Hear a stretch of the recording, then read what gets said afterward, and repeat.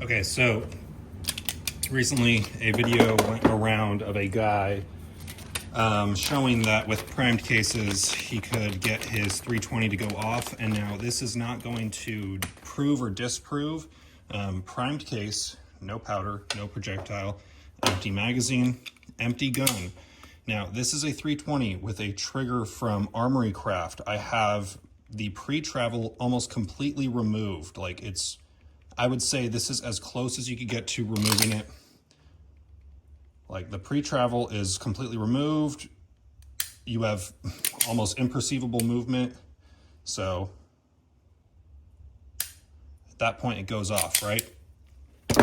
On these triggers, when I was installing it, the guides online say to leave at least 2 millimeters of pre-travel movement as to maintain the function of the striker safety block.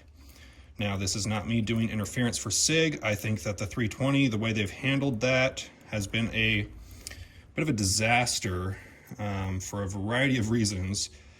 And so I'm just going to loosen this up just to kind of show you. So here is how I normally had this trigger set up. So you have some pre-travel. They want you to leave a certain amount of this so that the striker safety is still operational. Now, I'm now going to screw this down again. I'm going to do that a few turns. I'm going to get this to the point where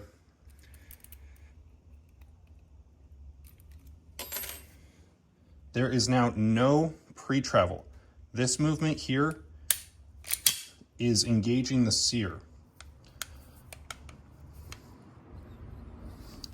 Still can't get that to go off.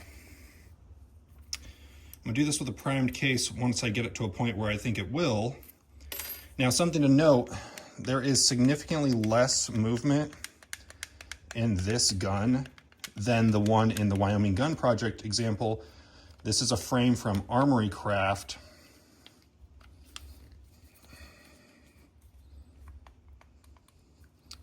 Again, and it's to the point where if I have the trigger pulled to the rear, it doesn't actually reset. So I've got this pre-travel taken up all the way. I'm going to go ahead and drop a primed case in there.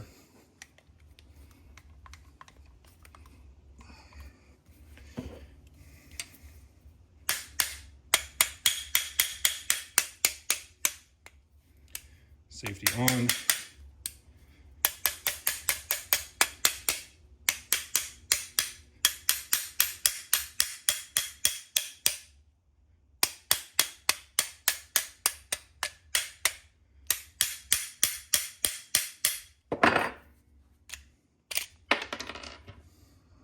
No indentation. So, just to show you, this does work if I pull the trigger, but I'm going to pop this FCU and upper assembly onto a different lower and see if it does it again, or see if I'm able to replicate that. Okay, so now we have the same slide, same fire control unit, same takedown lever with the factory 320X full grip module, okay? So I loosened this back up a little bit. We have pre-travel, and it's at the point where the gun still properly resets. We're gonna get another primed case. This is a Norma primed case.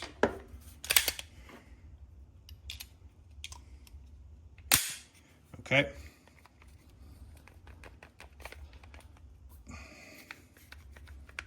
There's significantly more play to this one. Okay. Pop that out. So again, that was with pre-travel, and we mentioned that these triggers are meant to be adjusted so that the pre-travel stays there, because the pre-travel is needed to keep the gun from just having the striker basically fully tensioned all the way back. The sear is now engaging, and at this point, the striker safety can't be confirmed to be working, or at least that's what Armory Craft and all these adjustable trigger companies say. They say that you need a certain amount of pre-travel because the pre-travel keeps the gun from disengaging that safety mechanism. I'm gonna pull pretty fucking hard on this. Squeeze.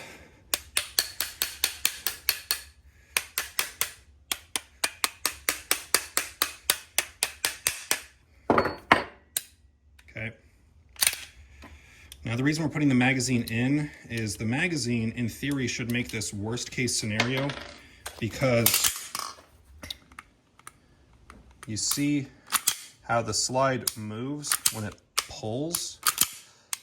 The magazine being inserted, what that does is puts upward pressure on the slide, so the slide moves significantly less because the slide is being pushed up. So it's really more of a worst case scenario by having the gun loaded. I know, crazy, right? Gun being loaded, bad.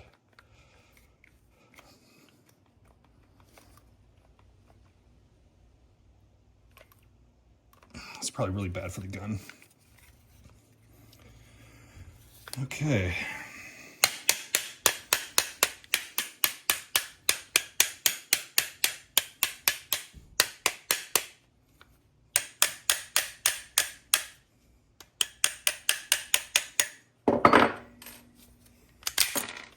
Okay, we're gonna do one more.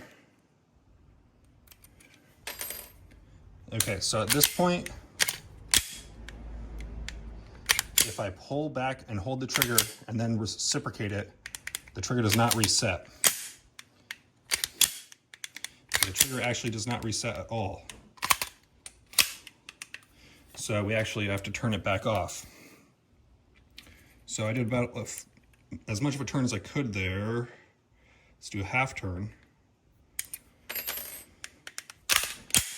Okay. Okay, we've got this gun as tensioned as you can physically make it, and the trigger still actually works. So we've got as little travel. Still don't want to put my finger in front of the muzzle, even though I know it's just a primed case.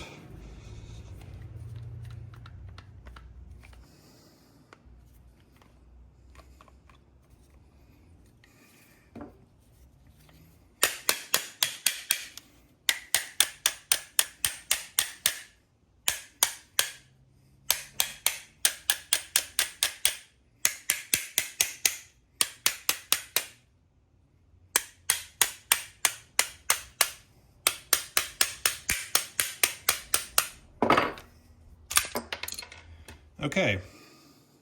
Whoa. Yo. Hang on.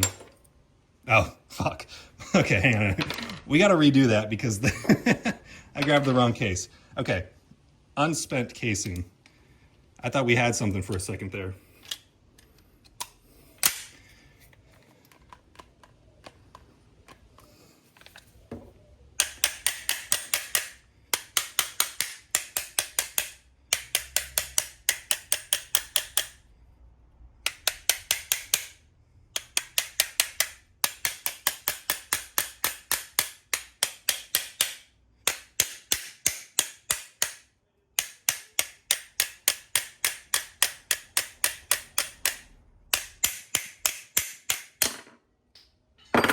Okay, well, as much as we're gonna get.